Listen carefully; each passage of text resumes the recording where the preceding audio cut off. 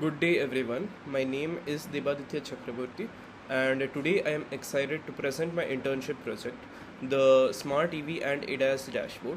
This project represents the complete implementation of a real-time embedded safety telemetry system designed to simulate modern electric vehicles dynamics alongside advanced driver assistance features.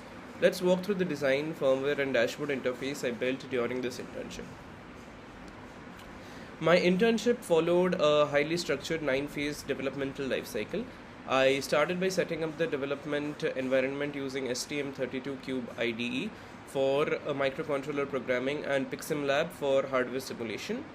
After testing basic GPIO controls by blinking an LED, I moved on to configuring hardware timers and multi-channel ADC polling. These allowed me to read the potentiometer inputs representing the vehicle pedals, the battery level, and the temperature. From there, I implemented the core EV equations and ADAS features like ultrasonic distance sensors and time to collision warnings. Before wrapping up with the safety diagnostic interlocks, UART telemetry transmission, and finally building the multi-threaded Python dashboard visualizer. Moving on to slide number 3, which shows the system architecture. Here we see the system architecture. The system consists of an input layer containing 4 potentiometers acting as analog sensors and the 3 ultrasonic sensors for obstacle detection. The STM32 F103 microcontroller operates as the central processing unit, utilizing HAL drivers to poll ADC channels, capture eco timings, and process the control laws. Telemetry is outputted via the USART1 at 115200 baud as a 2-line text stream.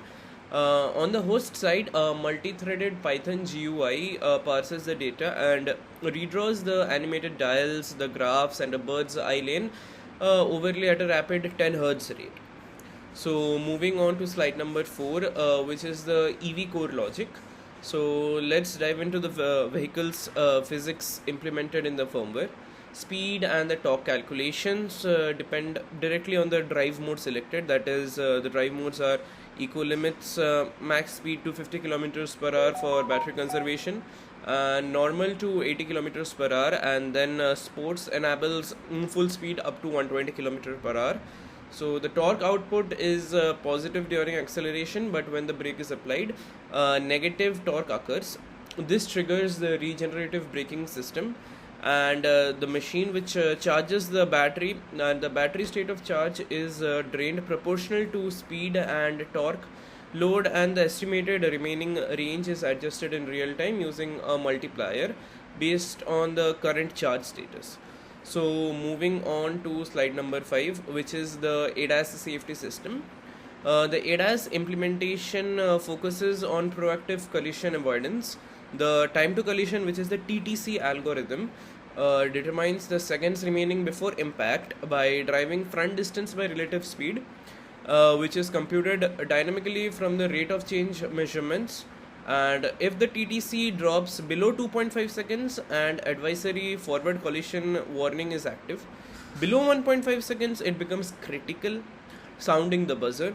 Blind spot detection monitors adjacent lanes using the side ultrasonic sensors, lighting up warnings if obstacles are within 2 meters.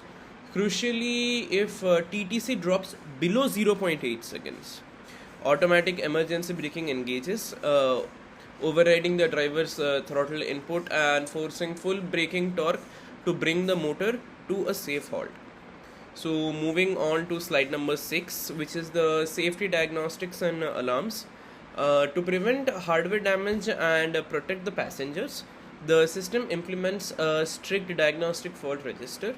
We categorize alerts into 2 levels: advisory as shown in amber and critical shown in flashing red.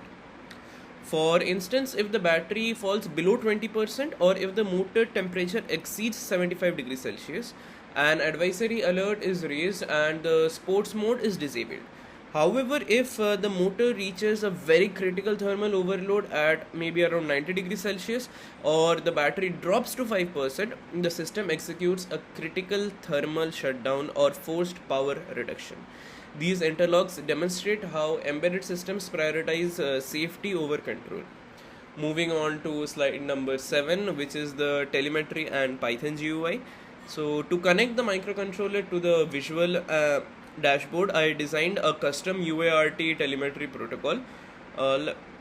Like for every 100 milliseconds, the STM32 sends a pair of plain text lines containing the prefix value pairs. On the host computer, the Python visualizer implements dual thread design, which is a background listener thread which will continuously read the the common port, the COM port, using PySerial, and updates a thread safe state object via the regex parsing, while the main GUI thread uses Matpilot's function animation loop to redraw all the indicators without lagging the data acquisition loop. And then moving on to a last slide, which is the key takeaways of my entire project. So, in conclusion, this internship provided with me with the hands-on and the end-to-end experience in building cyber-physical systems. I learned to interface with hardware blocks via the HAL drivers, write deterministic control algorithms, handle serial communication protocols, and design complex data visualizers as well. The final integration of a real-time simulator side by side with safety indicators successfully demonstrate the power of hardware-software co-design in automotive electronics. And thank you. Now let's proceed to the live demonstration of the simulator. So this is the live working demo of my project.